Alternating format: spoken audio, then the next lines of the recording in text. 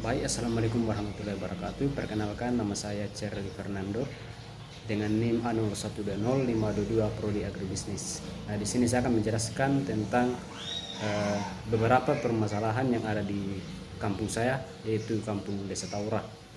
Jadi, permasalahan di sini saya akan ambil dari berbagai segi, baik itu dari infrastruktur, eh, pertanian dan lain-lain sebagainya. Nah, adapun pengertian dari persoalan yaitu sesuatu yang kita khawatirkan atau yang belum terpecahkan. Nah, di sini di kampung saya, terutama di kampung saya di Desa Taura itu masih memiliki banyak persoalan yang ada di sana. Nah, sedangkan masalah adalah sesuatu yang belum sesuai itu, atau sesuatu yang belum sesuai dengan apa yang kita harapkan. Jadi masalah dan permasalahan dan persoalan inilah yang akan nantinya kita akan cari jalan keluarnya atau solusi bagaimana supaya kita bisa mengatasi masalah yang ada terutama di kampung saya di Desa Taura.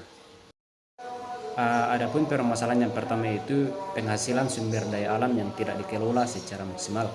Jadi maksud dari hal di sini itu pendapatan yang didapat oleh petani itu tidak memberikan pendapatan karena hasil yang dikelola oleh petani itu untuk kebutuhan keluarganya. Tidak ada skill dalam mengolah di mana dia bisa mendapatkan pendapatan atau keuntungan dari hasil sumber daya alam itu. Nah, kemudian yang kedua itu banyaknya pengangguran. Itu dipengaruhi karena di kampung kami itu masih kurang adanya yang namanya lapangan pekerjaan. Jadi masih banyak orang yang menganggur, ada juga yang keluar untuk mencari pekerjaan di luar kota, di luar Sulawesi untuk mencari pekerjaan demi kebutuhannya.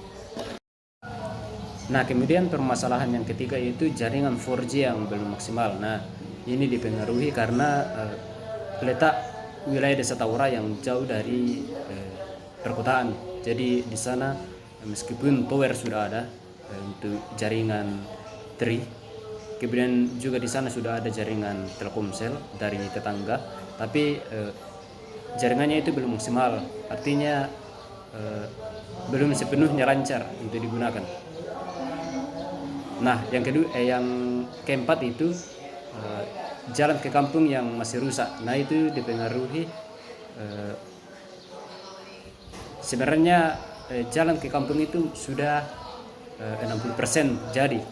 Namun masih ada jalan yang belum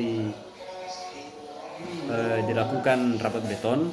Nah, itu yang menjadi jalan yang termasuk jalan yang masih rusak di kampung kami, dan itu sangat berdampak bagi perjalanan penduduk dari desa ke kota.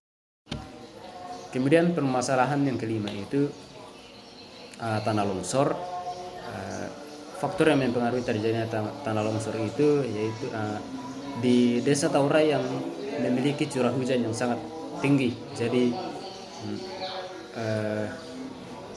kemudian tempat wilayah Desa Taura yang di atas bukit, jadi tanah yang ada di sana itu mudah longsor. Kemudian hal itu dipengaruhi oleh curah hujan yang sangat tinggi.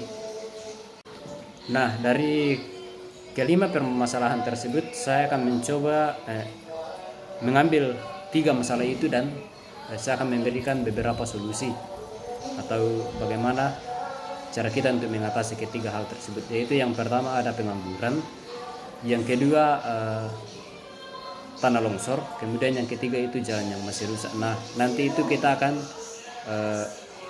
berikan beberapa solusi atau bagaimana cara kita mengatasi permasalahan yang 3 tersebut yang ada di Desa Taura. Nah, yang pertama itu banyaknya pengangguran. Nah, saya akan mencoba memberikan solusi. Salah satunya itu menciptakan lapangan pekerjaan, kemudian meningkatkan kualitas sumber daya manusia. Nah, maksud dari meningkatkan kualitas sumber daya manusia ini yaitu untuk bagaimana memberikan pemahaman kepada masyarakat yang ada di Desa Taura untuk menciptakan lapangan tersendiri, menciptakan lapangan pribadi, atau istilahnya dia mengolah lahan sendiri untuk bagaimana nanti dia bisa mendapat keuntungan dari lahan yang dia kelola. Kemudian meningkatkan skill dalam mengolah suatu lahan. Nah, itu juga berhubungan dengan yang kedua tadi, di mana bagaimana dia menambah skill, meningkatkan skillnya untuk dia mengolah lahan yang dia garap atau dia kelola, kemudian dari sana dia akan mendapat keuntungan sesuai dengan apa yang dia kerjakan. Nah, untuk yang kedua itu tanah longsor. Adapun solusi yang bisa saya berikan yaitu salah satunya itu menanam pohon di tempat yang tidak memiliki pohon. Kemudian yang kedua itu penghijauan. Nah, penghijauan ini sama dengan yang pertama tadi.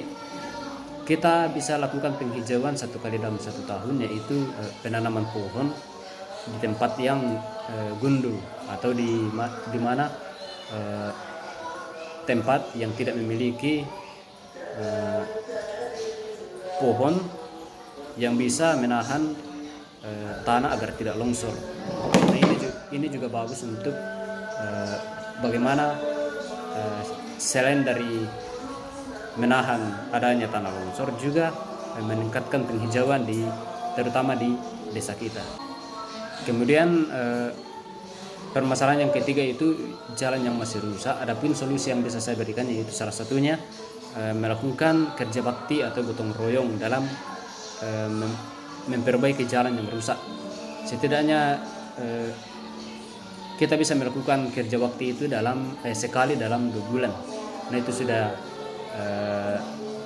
cukuplah untuk memperbaiki jalan yang rusak tersebut. Kemudian yang kedua itu anggaran desa. Anggaran desa mungkin bisa kita berikan untuk pembuatan jalan. Misalnya 20% untuk anggaran desa untuk pembuatan jalan. Itu juga merupakan salah satu solusi alternatif yang bisa kita lakukan untuk bagaimana nanti kita membuat jalan ke kampung agar jalan ke kampung dari jalan poros sampai ke kampung itu sudah tidak ada kendala lagi atau sudah tidak ada jalan yang dikatakan masih rusak. Nah, mungkin itu beberapa dari saya.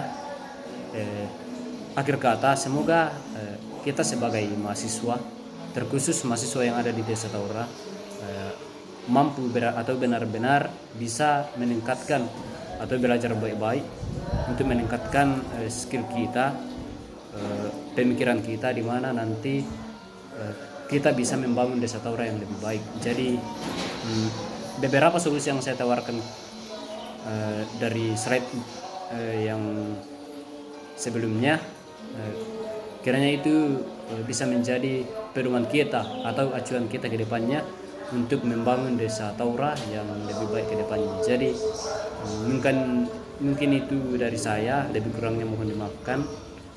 Assalamualaikum warahmatullahi wabarakatuh dan terima kasih.